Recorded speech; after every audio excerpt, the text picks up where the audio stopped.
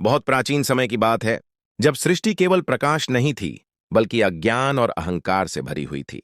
देवता और असुर दोनों ही शक्तिशाली थे। लेकिन दोनों को ही था मृत्यु का भय। इसी भय ने जन्म दिया समुद्र मंथन को। मंदराचल पर्वत को मथनी बनाया गया, वासुकी नाग को रस्सी, और देवअसुरों ने मिलकर क्षीर सागर को मथना शुरू किया। मंथन से निकला सबसे पहले भयंकर विष हलाहल। वह विष इतना प्रचंड था कि उसकी एक बूंद से तीनों लोग जलने लगे। पृथ्वी कांप उठी, आकाश धुआं बन गया, देवता भय से कांपने लगे, असुर भागने लगे। सब समझ गए, यदि कोई बचा सकता है तो केवल महादेव। देवता कैलाश पहुंचे और शिव से प्रार्थना की, हे महादेव, यदि आप सहायता न करेंगे तो सृष्टि नष्ट हो जाएगी।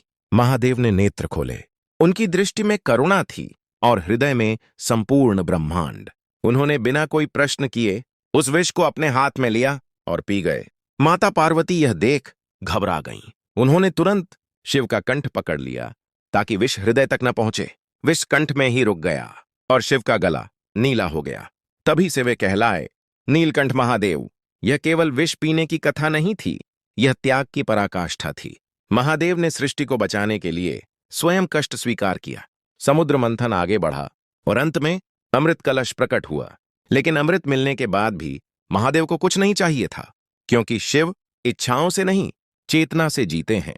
कहा जाता है इसी दिव्य रात्रि को शिव और शक्ति का पवित्र मिलन हुआ। यह मिलन पुरुष और प्रकृति का, चेतना और ऊर्जा का, शून्य और सृजन का था। यही कारण है कि इस रात को महाशिवरात्रि कहा गया। इस रात्रि शिव सर्वाधिक जागृत होते हैं।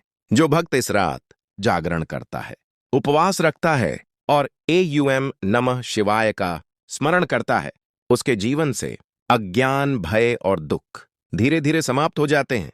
शिव कोई दूर बैठा देव नहीं है, वे हर श्वास में हैं, हर ध्यान में हैं। महादेव कहते हैं, ना मैं स्वर्ग में हूं, ना कैलाश में, मैं वहां हूं जहां मेरा भक्त मुझे सच्चे मन से याद करता है। महाशिवरात्रि हमें सिखाती है, त्याग बिना शोर के करो, सेवा बिना अपेक्षा के करो और विश्वास बिना डर के रखो। यही शिव तत्व है, यही महादेव है। महादेव के शाची भाग चैनल को जरूर सब्सक्राइब करें।